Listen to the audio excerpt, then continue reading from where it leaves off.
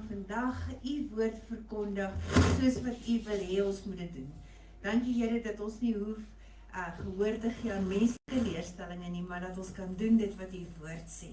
Wees u dan die een wat verheerlik word vandag. Here, dat daar nie egos is nie, dat dit nie hier gaan oor mense nie, dat dit gaan oor u, en dat mense vandag hier sal uitloop en sê, werklik, ek kon hoor die Heilige Gees het in my hart gepraat, dat ons anders uitgaan en kom, Here.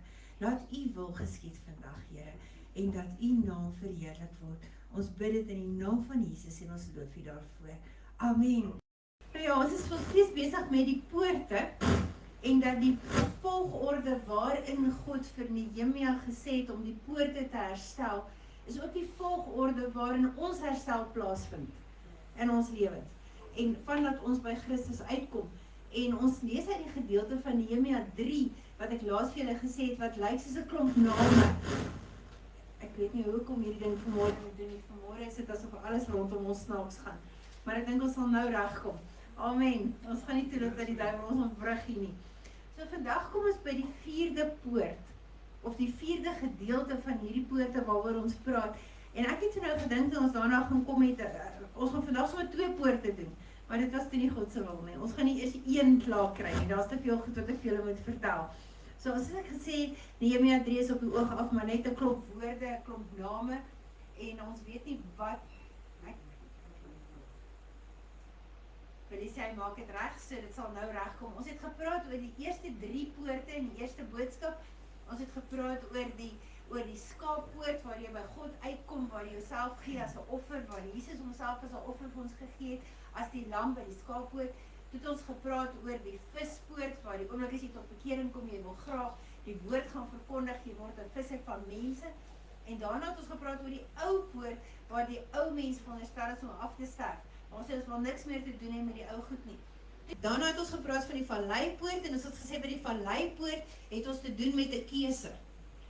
Daar is 'n vallei, en dit is, as jy uitgaan by daardie poort, gaan jy die afgode aanbid, jy gaan die wêreldse goed doen, of jy gaan Christus volg waar hy dan die 4, jou werke deur 4 gaan toets. Onthou jy dat daai gedeelte. En toe het ons verlede week gesê, en alles wat nou na as verbrand het by die valleipoort, gaan jy nou by die aspoort weggooi, daai as. Want ons loop ons met daai boksies van herinnering saam met ons. Nou as julle sal sien nou, as julle nou kyk na die prentjie, dat die volgende poort is dan nou die fonteinpoort. En daar is 'n baie skerp punt daaronder en 'n baie kort afstand tussen hierdie 2 poorte. Sien julle daar? Om die waarheid te sê, dis interessant, en ek gaan nie vandag daaroor praat nie, ons sal volgende keer daaroor praat, dat hierdie gedeelte van die muur se herstel word nie eers gelys as hy praat van die muur wat moet herstel word nie. So kort is daardie gedeelte.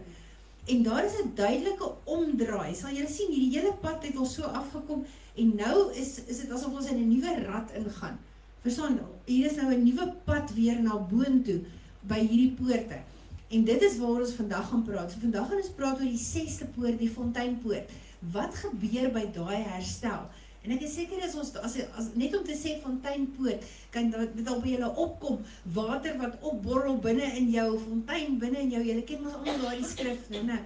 En toe ek toe begin voorberei, toe sê ek, ag Here, dit gaan so vinnig wees, fonteinpoort en lewende water, ons gaan dit sommer alles doen vandag. En toe sê die Heilige Gees, nee, daar's te veel wat ek julle moet leer daar. So as ons gaan kyk na die prentjie, gaan julle sien, daar is 'n dam, en hierdie dam wat hier is die Siloam. Dit is die Siloam bad, wat hier by die fonteinpoort is. As jy hier by die fonteinpoort ingegaan het, dan het jy by die Siloam bad uitgekom. Sien julle hier die kort afstand tussen hierdie 2. So hier is die reservoir, daar was die bad, sien julle die pool, was daar, alles is hier by mekaar. En dit behoort ook dadelik vir julle 'n paar klokkies te lei, hoekom dit alles dan nou by mekaar is. Nou kom ons lees wat sê Nehemia 3 vers 15, hy sê, Salem, seun van Kolgose, was die hoof van die Mispa distrik. En ons gaan nie eers vandag by dit uitkom nie, dit sal ons maar die volgende keer moet doen. En hy het aan die fonteinpoort gewerk, en hy het dit herbou, en hy het 'n dak opgesit. Dis die enigste poort wat 'n dak gekry het, en die deure gehang, en die slotte en die grendels aangesit. So dit is wat gebeur het by hierdie fonteinpoort. Nou wat baie interessant is, as jy nou Nehemia 2 lees, die gedeelte net voor hierdie, sal jy sien dat op 'n stadium het Nehemia gaan ondersoek instel, en om te kyk hoe lyk hierdie poorte. En ek wil vir julle lees, hy sê, in Nehemia 2 vers 14, en daarna het ek na die fonteinhek, of dan na die fonteinpoort, en die koningsdam gery, maar my donkie kon nie deur die bourommel loop nie. En ek het toe in plaas daarvan in die Kidron-vallei opbeweeg, en ek het die muur ondersoek en daarna teruggedraai, en weer deur die valleipoort die stad binne gegaan. Nou hier is 'n groot waarheid in hierdie gedeelte, want hier sien ons dat, as jy by hierdie poort kom, en daar is nog 'n klomp bourommel oor, met ander woorde, daar is nog 'n klomp goed van jou verlede, wat jy met jou saambring, dan gaan dit jou blokkeer om verder te gaan. Dit gaan jou stop. En wat interessant is, hy moes teruggaan na die valleipoort. Wat gebeur by die valleipoort? Waar ons die ou rommel verwoes en verbrand, en waar God jou toets. So, wat ek vir julle wil sê, is dat by hierdie poort, kom jy dan by 'n plek in jou herstelproses, in jou regverdigmakingsproses, in jou heiligmakingsproses, wat jy nie verder kan gaan, as jy nie ontslae raak van die gemors uit jou verlede nie. As jy aanhou vashou hier, aan die dinge wat gebeur het in die verlede, as jy aanhou vashou aan jou verlede, gaan jy moet terug aan valleipoort toe. Jy gaan nie kan verder gaan nie. Jy kan nie verder groei nie. Hierdie goed stop jou groei in Christus. En dit is vir my baie interessant. Hier gaan die bourommel jou verhoed om verder te gaan, as jy nie ontslae raak daarvan nie. Hier moet jy omdraai en weer teruggaan na die valleipoort, as jy nie gedoen het, wat jy moes gedoen het by die valleipoort nie. Ek het hier geskryf en gesê, deur die poorte en die mure van Jerusalem te kan herstel, kon hulle ontslae raak van die gemors. Hulle moes ontslae raak van die bourommel. Hulle moes ontslae raak van alles wat in die pad was, om by die bad van Siloam uit te kom. Hulle moes al daai goed wegkom. Hulle moes ontslae raak van, julle moet nou onthou, daai mure was verwoes, omdat die ander volke Jerusalem binne gekom het. Daar het al die gemors het daar gelê as gevolg van goed wat in hulle verlede met hulle gebeur het. Van goed wat daar met hulle gebeur het. Ander volke het hulle aangeval. Net so word ek en jy aangeval deur die duiwel. En dan is daar gemors in ons lewens, wat ons moet uitkry. Goed wat seer is, goed wat nie lekker is nie, sonde wat ons lewe ingekom het. Dis alles bourommel wat moet uitkom. En ons moet van dit ontslae raak, anders kan ons nie hier verder gaan nie. Maar nadat hierdie poort herstel het, kyk wat sê Nehemia 12, nadat hulle hierdie poort reggemaak het, hy sê by die fonteinpoort, het hulle reguit met die trappe teen die skynsel van die muur opgestap na die Dawidstad toe. Hulle het bo aan die paleis van Dawid langs gestap, tot by die waterpoort aan die ooste kant. Die oomblik toe die woestynrommel verwoes, of die bourommel uit was, kon hulle reguit oploop, direk na die volgende hek toe. Daar was nie meer goed in hulle pad nie, daar was nie goed wat hulle teruggehou het nie, daar was nie goed wat gemaak het, dat hulle nie kon vorder op hulle pad met Christus nie. En dis vir my belangrik dat julle dit onthou, as ons hier aangaan. Nou, 'n ander interessante ding is dat die fonteinpoort was baie naby aan die sogenaamde koningstuin, of dan nou die tuin van Usa. En ons lees daarvan in die Ou Testament op verskeie plekke. In 2 Konings 21 lees ons dat koning Manasse, toe hy gesterf is, begrawe is in hierdie tuin van Usa. Bietjie verder in 2 Konings 21 vers 26 lees ons dat koning Amon ook begrawe is in hierdie tuin. Nou dit was vir my interessant en ek het gevra, Heilige Gees, waarom is hier dan nou 'n begrafplaas van konings by hierdie hek? En toe besef ek dat hier by hierdie hek word jy begrawe. Jou ou mense is nou al begrawe voor, is nou al dood voor, en jy het aan al hierdie goed is verwoes en verbrand, en al die bourommel is weggevat, maar jy moet sterf. Jy moet sterf. Van solank as wat my ego te groot is, kan God met my niks doen nie. Solank as wat ek lewe in onsin, geestelik, hier, kan God met my niks doen nie. Want wat sê Galasiërs 2 vers 20? Hy sê, ek leef nie meer nie, maar Christus leef in my. Hier is die plek waar ek nie meer leef nie. Hier is die plek wat ek sê, Here, ek gee oor aan U. Here, ek gee nie om wat gebeur nie. U kan my nou as 'n instrument gebruik. En ons het dit vanmôre gesing. Die koortjies was so in lyn. Tiny, dankie. Dit is wonderlik. Weet julle, net soos wat hierdie die laaste rusplek vir die konings was, is dit ook die plek waar die laaste rusplek vir die eie ek is. Die eie ek kan nie verder saam met my op hierdie pad gaan nie. As ek nog belangrik is, hak ek hier vas. Dan is daar nog boumateriaal. Ek kan nie verder groei as ek verby hierdie punt wil gaan, as ek nie die eie ek hier agterlaat nie.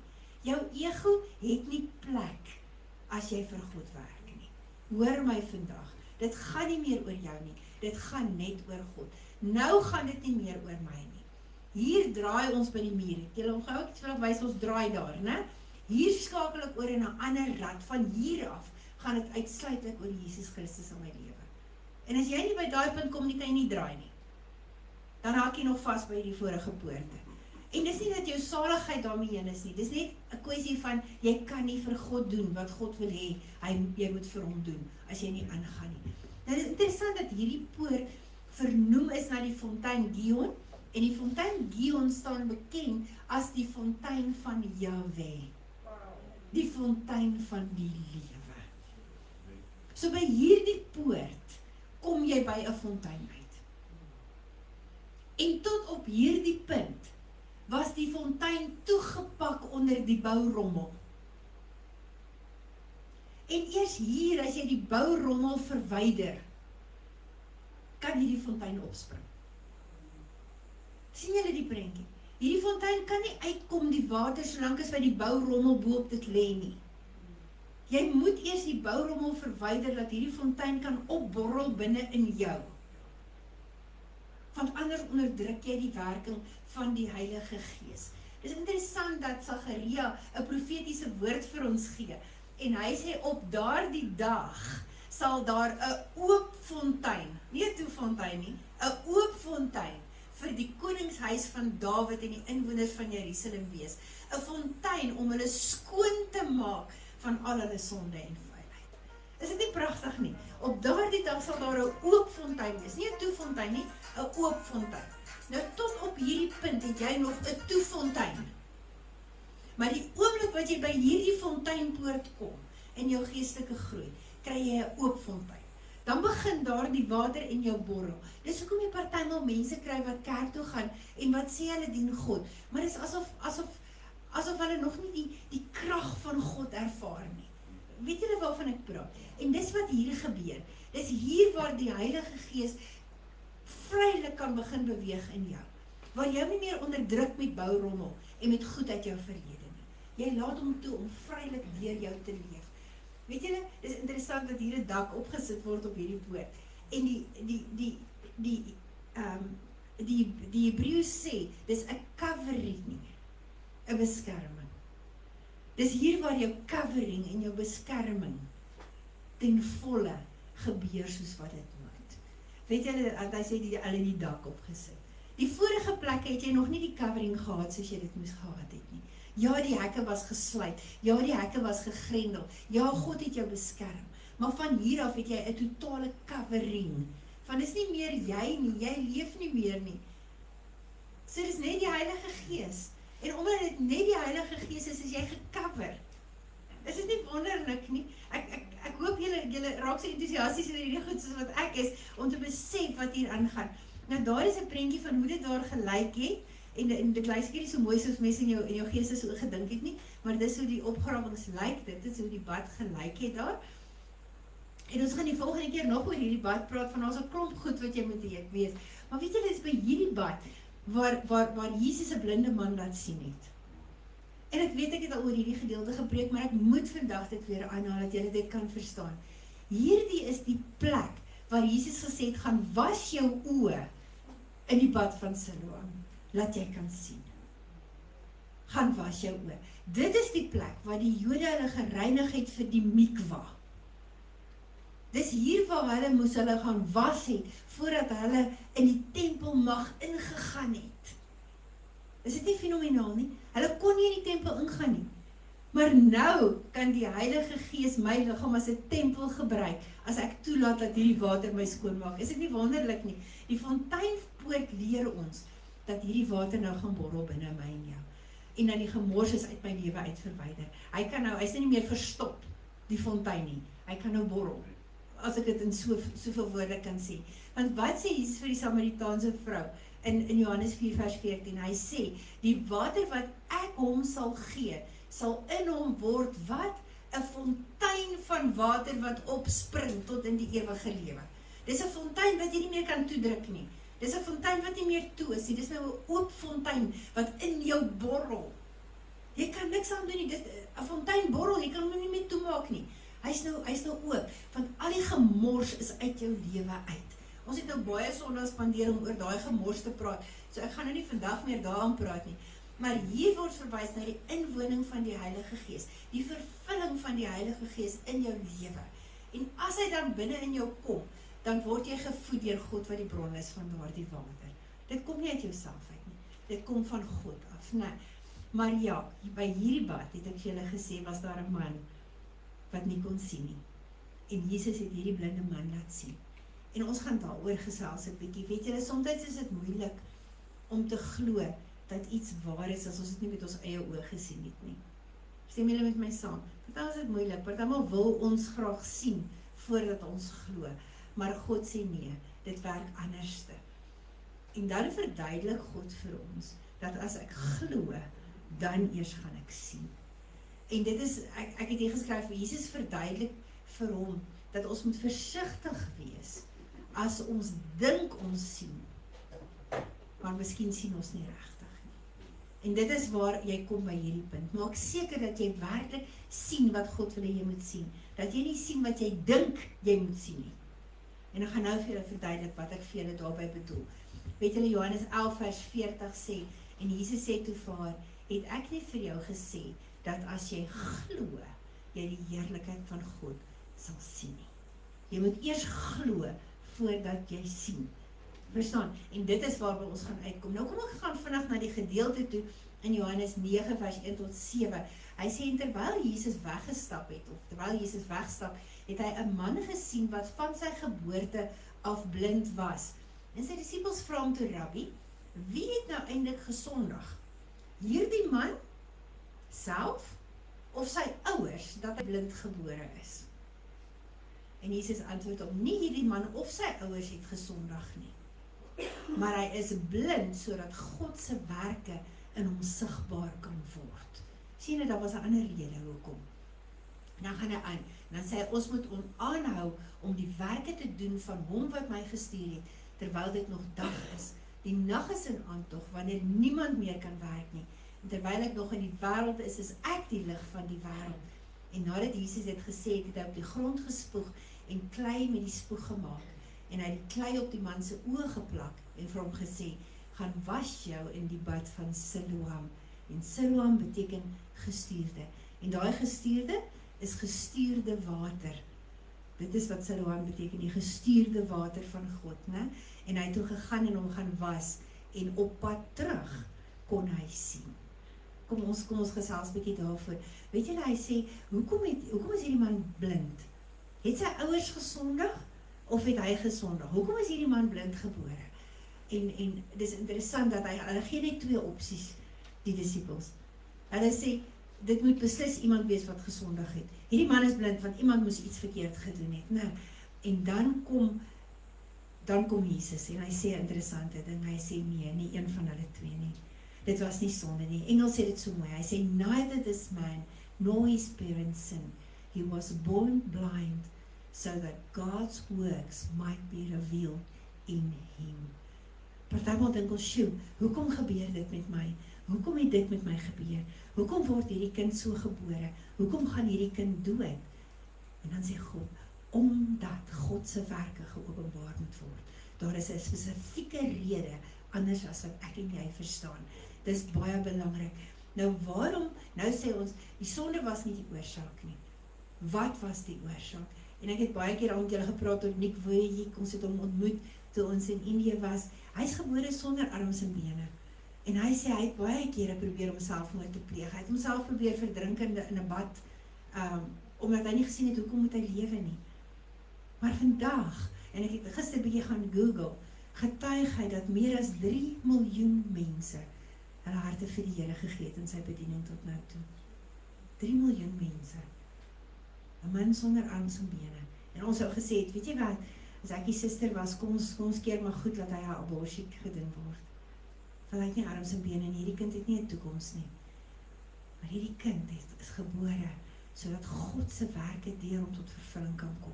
Daarom moet jy nie kla en sê, Here, hoekom kan ek nie praat nie? Here, hoekom kan ek nie loop nie? Here, hoekom kan ek nie hardloop nie? Here, hoekom is ek nie ryk nie? Here, hoekom kan ek nie daar bly nie? Here, hoekom dit, hoekom dat? God sê, sodat my werke deur jou geopenbaar kan word. En daarom moet ons ophou kla en kerm oor wat God in ons lewe doen.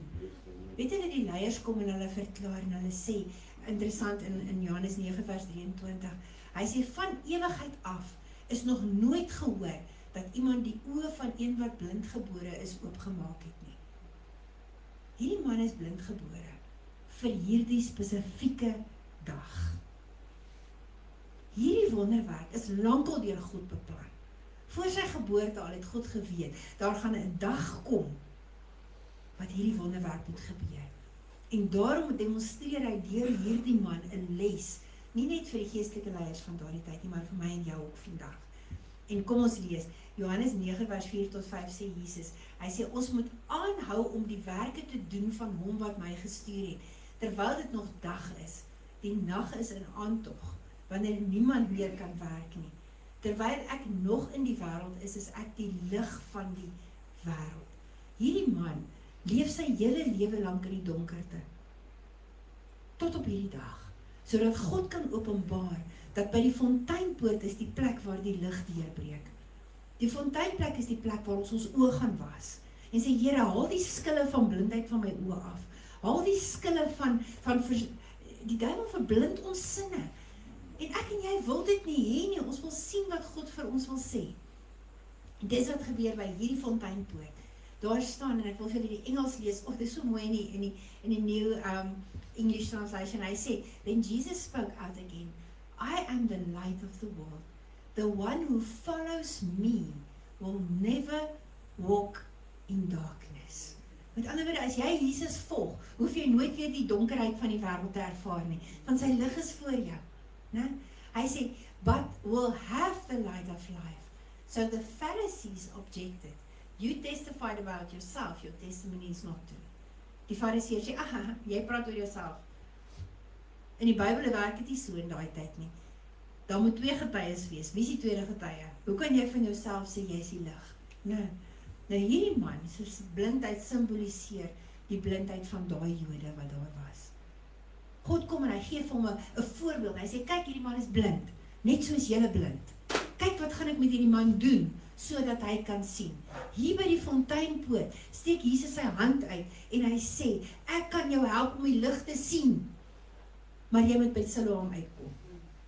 Jy moet by hierdie poort uitkom, jy moet kom dat ek jou oë kan was, dan kan ek jou geestelike oë vir jou oopmaak, né? Nou is dit interessant, Johannes 12 vers 40 sê, and he has blinded their eyes and hardened their hearts, so that they can neither see with their eyes, nor understand with their hearts, not turn, and I would heal him.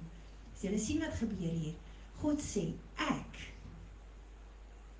het julle blind gemaak, het julle nie kan sien nie. Ek het julle doof gemaak, het julle nie kan hoor nie, omdat julle nie wil nie. Is dit nie interessant nie? Dis nie net die duiwel wat ons sinne verblind nie. As ek toelaat, dat al die goed van die verlede bly in my lewe, as ek vashou aan my sonde van lankal terug, dan sê God, weet jy wat, nou gee ek jou oor. Nou verblind ek nou maar jou sinne. Bly dan nou maar waar jy wil wees.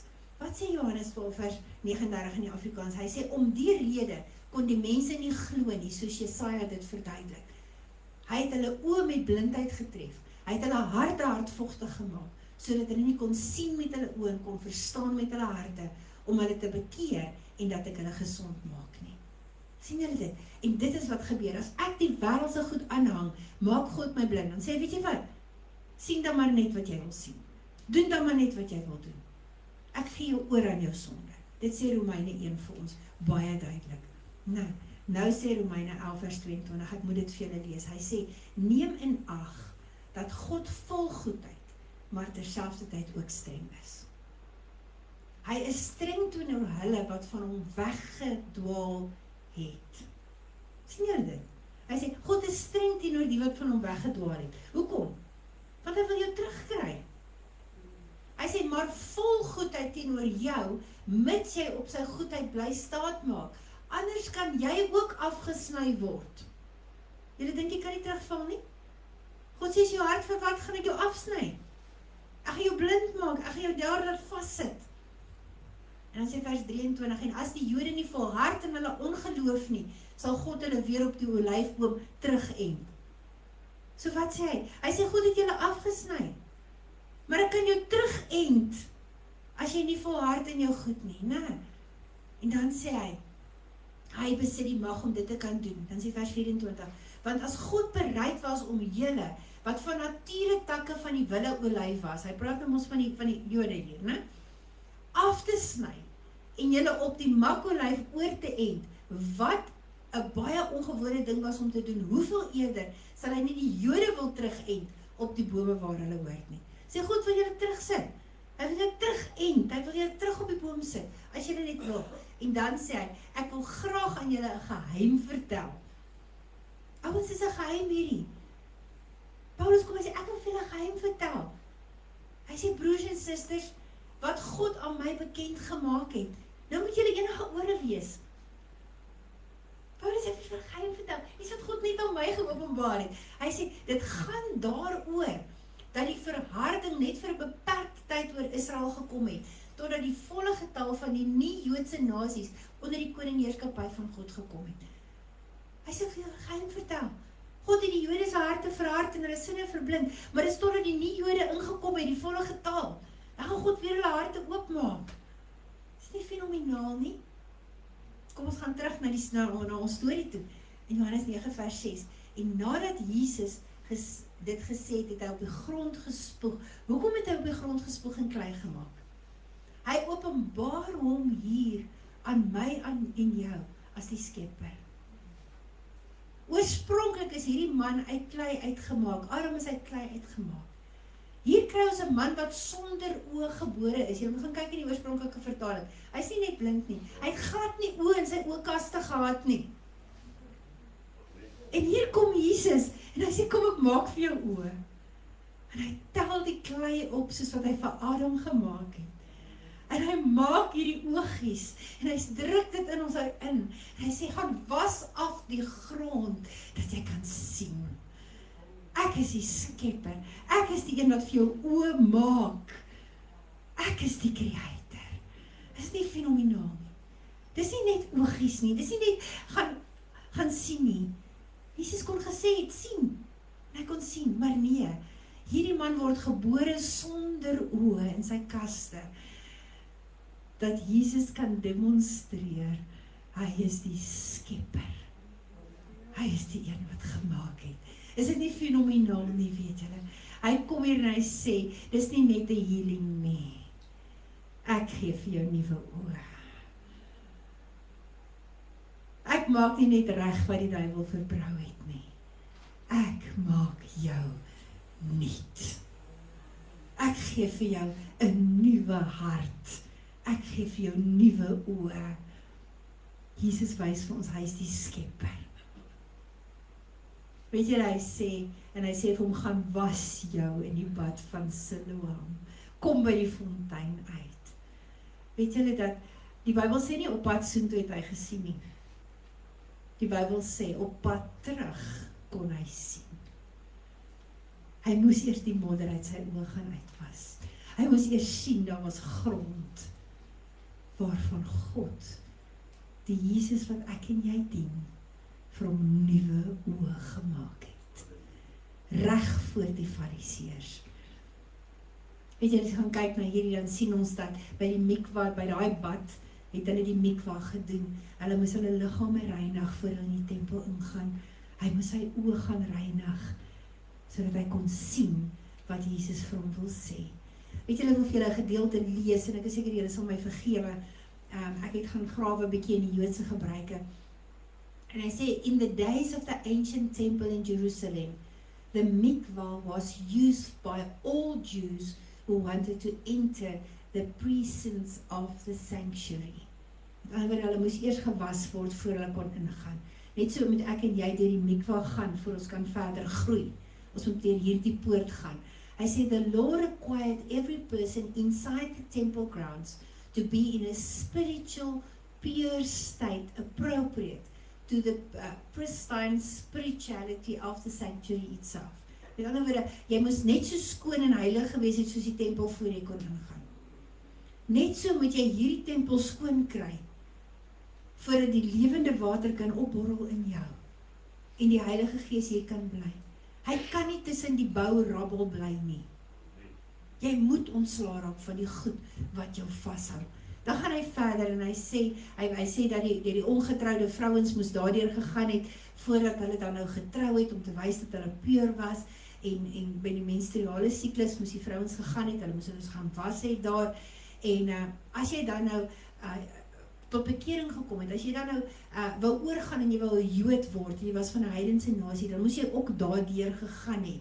En is baie interessant dat, ek wil vir julle lees die gedeelte, hy sê, submerging in a pool of water for the purpose not of using the water physical cleansing properties, but expressly to symbolize a change of soul. Is dit nie pragtig nie? Hulle moes daar deur die mikvah gaan, deur die water gaan, om te wys, nie dat hulle skoon is nie, maar dat daar 'n verandering in hulle siel plaasgevind het. Dat hier iets binne hulle gebeur het. Hy gaan verder en sê hy, no other symbolic act can so totally embrace a person as being submerged in water, which must touch and cover every lesion, every strand of hair, every birthmark. No other religious act is so freighted with meaning as this one, which touches every aspect of the life and proclaims what? A total commitment to a new idea and a new way of life as it swallows up the old and gives birth to the new. Ouens, wow, as jy deur daai bad gegaan het, dan is die ou mens uit verdrink. Dis soos ons doop. Daai paar oomblikke onder die water is die oomblikke wat jy nie kan asemhaal nie en wat dood verteenwoordig. En daardie opstaan is daar 'n nuwe lewe. Is dit nie fenomenaal nie? The water of the mikvah is designed to ritually clean a person from the deeds of the past. Ouens, dit is fenomenaal, dis wat die Jode doen. Al die jare gedoen het. En nou kom ek en jy by daardie poort, en ons wil al die ou goed saam met ons vat verder. En God sê, jy kan nie. Hier moet jy afstand doen. Hier moet jy jouself vergewe. Hier moet jy vergeet dat daai goed in jou verlede gebeur het. Dis nou tyd dat jy sonder dit vorentoe gaan. Dit het niks meer met jou uit te waai nie. As jy deur hierdie bad gaan, is dit verby. Jy kan nie weer terug gaan sien toe nie. Dis oor en verby. See, it washes away the past, leaving only the future. Ons moet ophou om te sê, ouens, toe ek daar was, het ek dit en dit en dit gedoen. Dis verby, ouens. Dis nie meer wie jy is nie. Jy is nou 'n nuwe persoon in Christus. Dit is verby. Weet julle, toe ek hier skryf, toe besef ek net, ek is vry. Niks van my ou lewe het meer hou vas op my nie. Dis oor, dis verby. My sondige dade, my sondige werke het verbrand tot as, die eie ek is dood en begrawe. Ek is verby die koning se tuin. Dis oor, dis verby. Dit is klaar. As ons dan verstaan wat gebeur by hierdie mikvah-bad, dan verstaan ons hoekom moes hy sy oë gewas het in die mikvah-bad. In hierdie Siloam-bad, né? Hy moes daar gaan was het, sodat hy kon sien. Sodat ek en jy kan sien. Weet julle, dit is interessant, ek wil vir julle verder lees in Johannes 9, hy sê, sy bure, en die wat hom vroeër as bedelaar geken het vir mekaar gevra, is hy dan nie die man wat sit in Beerel nie? So gaan mense vir jou ook vra, is hy dan nie die een wat dit en dit gedoen het nie? Is daai nie die persoon nie, hulle onthou nog net die slegte goed, né? En dan sommige het bevestig dat dit werklik hy was, en ander het dit ontken en gesê, nee, hy lyk net soos daardie man. En die man het gesê, weet jy, dit was ek. Dit was ek, maar dit is nie meer ek nie. Ek is nie meer die bedelaar nie. Ek kan nou sien. Is dit nie fenomenaal nie? Weet julle, en toe sê die vers 10, en hulle het toe vir hom gevra, hoe is jou oë dan nou oopgemaak? Hoe het dit nou gebeur? Waar kom oë vandaan? Ne? En hy antwoord en hy sê, die man met die naam Jesus het klei gemeng en dit aan my oë geplak en vir my gesê, gaan Siloam toe en was toe. Toe vra hulle, maar waar is daardie man nou? Toe sê hy, maar ek weet nie. Ek weet nie, want hy het Jesus nie gesien nie. Hy het Jesus nie gesien nie, hy was blind toe Jesus dit gedoen het. En toe hy terugkom, was Jesus nie meer daar nie. So hy sê, ek weet nie. En hulle het toe die man, wat eers blind was, na die Fariseërs toegeneem. En dit was op die Sabbatdag, dat Jesus die klei gemeng het, en dit in die man se oë gesit het. En dit is baie interessant, dat as jy hier kyk, sien jy dat hulle neem Jesus, hulle gaan soek nie vir Jesus nie, hulle neem hierdie man, na die sinagoge toe, en nie na die tempel toe nie. Nou die sinagoge is mos maar 'n plek van saamkoms. En mense gedink het, hulle sou om tempel toe gevat het, maar dit doen nie. Die Fariseërs is op die Sabbat ook nie by die tempel nie, hulle is by die sinagoge. Dit is interessant dat hulle nie daar is nie. En sinagoges was anders as vandag. Dit was nou maar 'n plek waar hulle bymekaar gekom het, waar hulle geleer het. Ons lees dat Jesus by die sinagoges die mense geleer het. En ek wil nie te veel tyd daaraan spandeer nie. Julle kan Matteus 4:23 gaan lees en sien dat Jesus het by die sinagoges geonderrig. En interessant dat vers 16 sê, sommige Fariseërs het opgemerk, hierdie man kom nie van God af nie, want hy hou nie die Sabbat nie. Hierdie Fariseërs sê, hulle sê nee, Jesus kan nie van God afkom nie. Hy hou nie die Sabbat nie. As hy nie die Sabbat hou nie, kom hy nie van God af nie. Maar Jesus, wat nie sonde gedoen het nie, het geweet dat die Sabbat nie meer was, soos wat hulle gedink het nie. Dit was 'n mensgemaakte reël. Hulle sien nie die wonderwerk raak nie. Ek wil net julle met hierdie ding mooi sien. Hulle is verblind in hulle oë. Hulle sien nie die wonderwerk raak nie. Wat sien hulle raak? Hulle sien Jesus het die Joodse wet verbreek. Hulle sien Jesus volg nie die tradisie nie. Maar hulle sien nie vir Jesus raak nie. Nee. Kom ek lees vir julle verder. Galasiërs 2 vers 15 sê 'n interessante ding.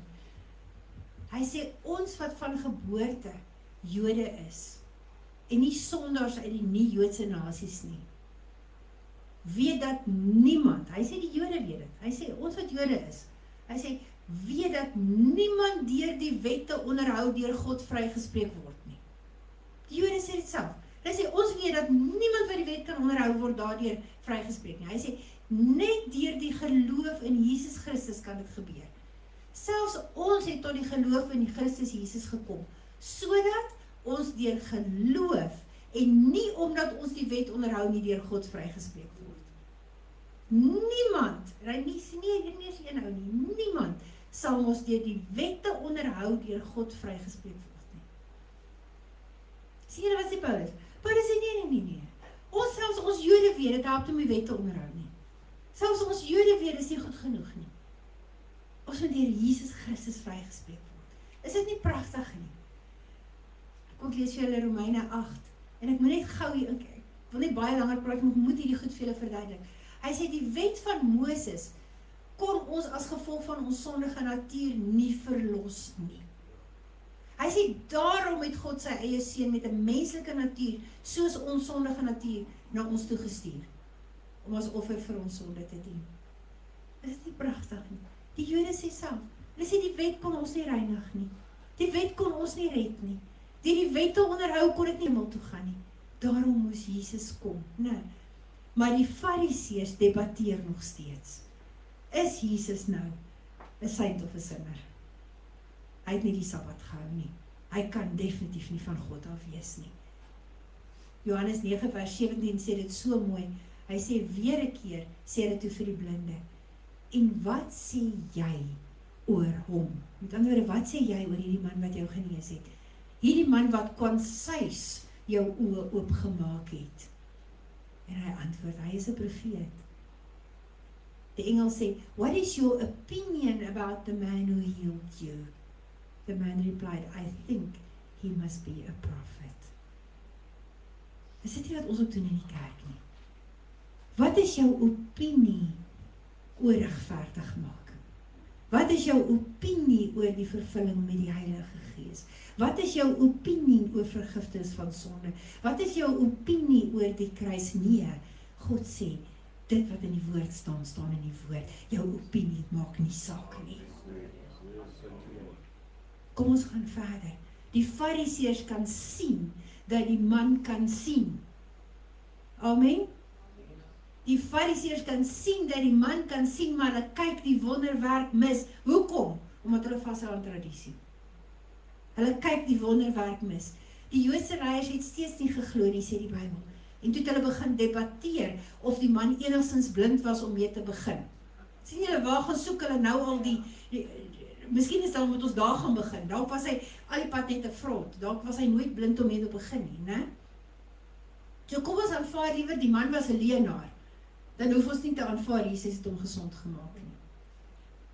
Dis nou makliker. Dis wat hy doen. Kom ons roep sy ouers in as getuies. En dan gaan ons verder en ons sien dat hulle sy ouers inroep. En sy ouers sê nee wat, ons kan bevestig dat hy blind gebore is, maar hy is groot genoeg om self te sê. Wat sê vers 21? Hoe hy egter nou sien, weet ons nie. Wie sy oë oopgemaak het, weet ons ook nie. Vra hom liewer self, want hy is oud genoeg. Hulle is te bang om teen die leiers te praat. Sien julle dit?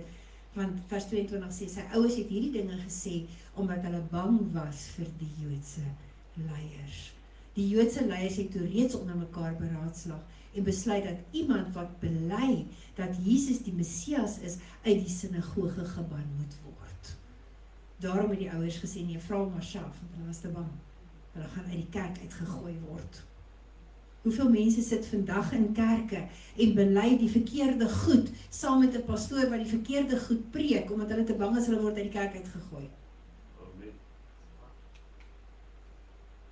In vers 24 sê, die Jode het die man wat blind was toe weer vir 'n tweede keer gevra, gee erkenning aan God, ons weet dat hierdie man 'n sondaar is. Dan weer gee erkenning aan God, dat hy jou gesond gemaak het, maar Jesus nie, hy is 'n sondaar. En toe antwoord hy, en hy sê, maar hy het geantwoord, as hy 'n sondaar is, weet ek dit nie. Een ding wat ek wel weet, is ek was blind en nou kan ek sien. Dit is die wonderlike ding. Hulle probeer vir hom sê wat hy moet sê. Hulle probeer vir hom sê wat hy moet bely. Maar in jou heart of hearts, hier binne, as jy by hierdie poort kom, weet jy, ek was blind, maar nou kan ek sien. En as ons verder gaan, dan sien ons, en daarop het hy vir hulle gesê, wat het hy vir jou gedoen? Hoe het hy jou oë oopgemaak? En hy het hulle geantwoord, ek het julle al reeds vertel, maar julle het nie geluister nie. Om watter rede wil julle dit weer hoor? Julle wil toch seker nie ook disippels van hom word nie.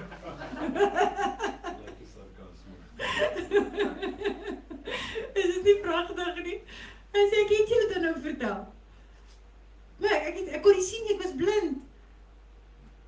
Hy, die Creator, het vir my oog gemaak. Wil julle nou ook disippels van hom word of wat? Hulle sien nie, maar hulle luister ook nie. As ons verder gaan, ek wil vir julle lees vers 27 staan daar, om watter rede wil julle dit weer hoor, omdat ek nou vir julle gelees, julle wil toch seker nie ook disippels van hom word nie. En kyk wat gebeur in vers 28, en hulle het hom uitgeskel, die engel staan, then they cursed him. Hoeveel keer was jy al op 'n plek waar mense vir jou gesê het, ek was in die kerk,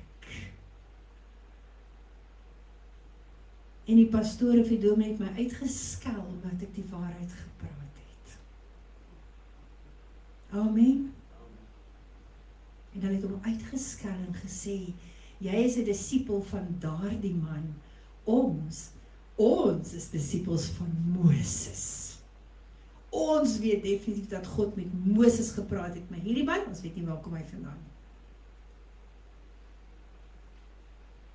Ek is 'n lidmaat van hierdie en hierdie kerk.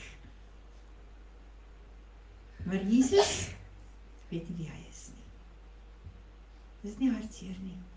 Hierdie is die kerk in daardie tyd. Die Jode wat God gedien het, sy volk. Hulle sê nee, wat ons sal liewer vir Moses volg, as wat ons vir God volg. Ons sal liewer die pastoor volg, as wat ek vir God volg. Dink ons moet by 'n punt kom waar ons sê wat die woord sê. As jy hier kom by die Fonteinpoort, moet jy hoor wat die Heilige Gees in jou hart sê. Hier gaan dit nie meer oor 'n prediker nie. Hier gaan dit oor die Heilige Gees wat in jou hart praat met jou. Ek het geskryf, then they pronounce a curse on the man whom God had just blessed with a miracle of sight. Is dit nie hartseer nie? Nou kom hy en hy draai om in vers 30 en hy sê die man wat blind was sê toe vir hulle, dis tog merkwaardig. Julle weet nie waarvandaan hy kom nie, maar hy het my oë oopgemaak. Ons weet goed dat God nie na sondaars luister nie, maar as iemand Godvreesend is en sy wil uitvoer, luister God na so 'n persoon. Sien julle hoe weerspreek hulle self? Sien julle hoe weerspreek hulle? Hy sê, julle weet nie waar hy vandaan kom nie, maar hy het my oë oopgemaak. Hy sê, ons weet goed dat God nie na sondaars luister nie. En direk daarna sê hulle, maar as iemand Godvreesend is, dan sal hy na hom luister. So eintlik sê hulle, wat nou? Is hy nou 'n sondaar of is hy nou nie 'n sondaar nie? Julle hoor wat ek sê? Hulle gebruik hulle eie argument. En toe wat gebeur? Vers 34 sê, en hulle het daarop gereageer, jy is geheel en al in sonde gebore, wil jy ons nou kom onderrig? Hierdie man wat sy oë oop is, wil jy ons nou kom leer?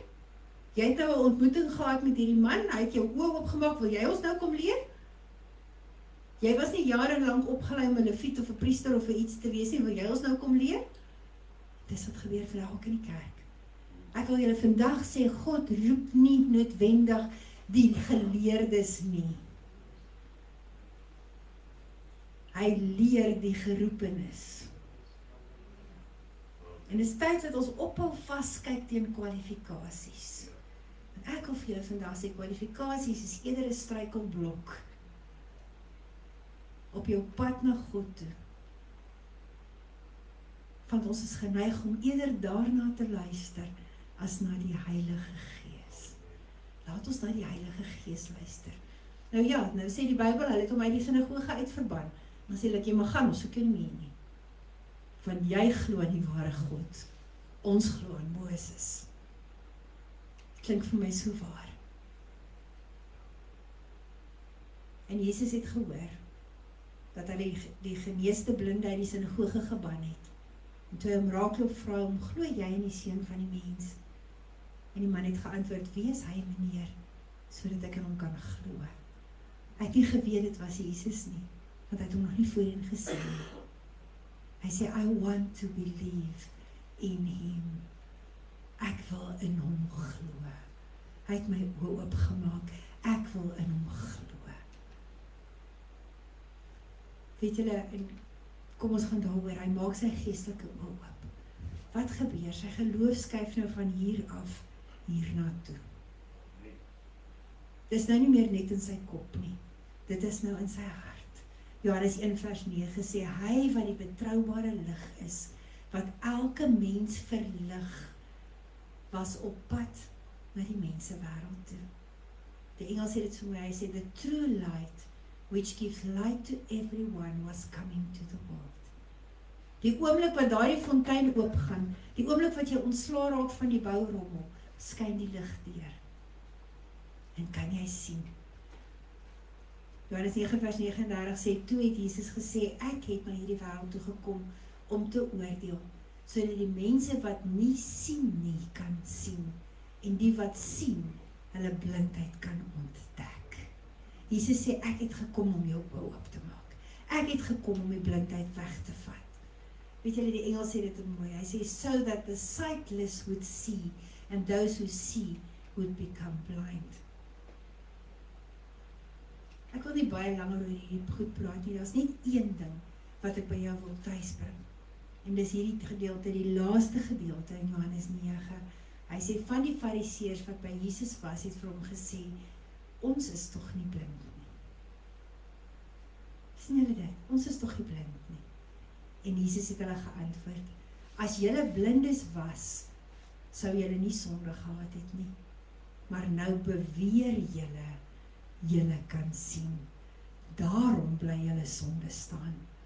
Ouens, dis waarmee ek wil afsluit daai gedagte. As ek beweer dat ek kan sien, maar ek kan nie sien nie. Want dan verlei ek mense om verkeerde goed te glo.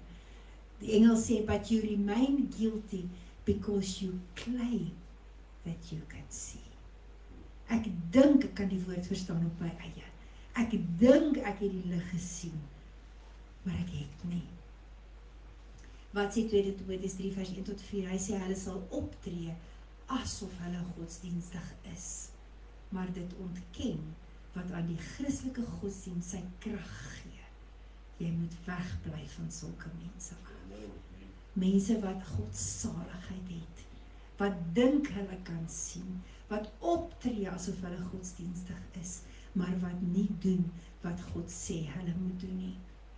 Galasiërs 5:16 sê, because but if you are led by the Spirit, you are not under the law. Jy hoef nie meer te probeer om God se wette te hou nie.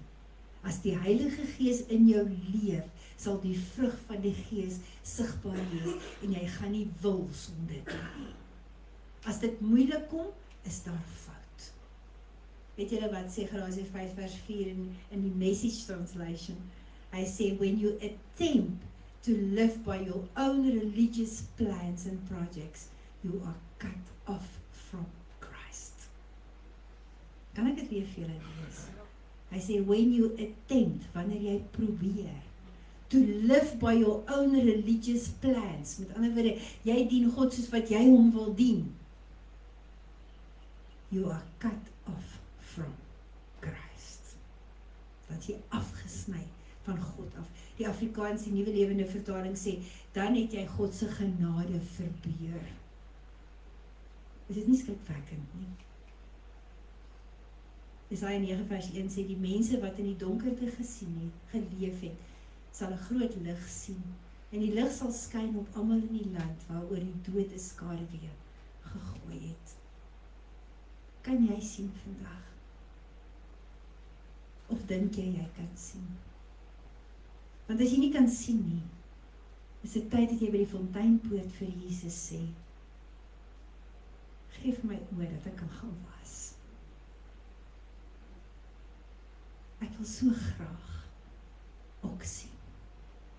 Weet jy, ek het wakker geword vanmôre met die liedjie, en ek weet nie of hulle hom gekry het nie, wat sê, open the eyes of my heart, Lord. Dis wat gebeur by die fonteinpoort, en ons gaan nog oor die fonteinpoort praat in die volgende keer, want daar's te veel goed wat ek vir julle wil sê. Maar hier is die punt waar ek sê, Here, dis tyd dat ek wil sien. Ek wil nie meer versluier wees nie. Ek wil nie meer my eie ding doen nie. Ek wil nie meer sonde doen nie. Ek wil nie meer God dien soos wat ek hom wil dien nie.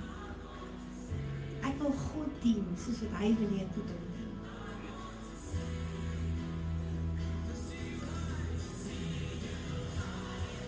Kom ons bid net saam. Hemelse Here, ons wil vandag uitroep en sê, ons wil U sien. Ons wil die waarheid sien. Open op die oë van ons harte, Here, dat ons kan gaan was in die bad van Siloam. Dat dit nie meer my eie ek is nie, maar dat dit U is wat leef in my. Maak ons nuut vandag, Here, gee ons 'n nuwe hart, gee ons nuwe oë, dat ek U kan sien.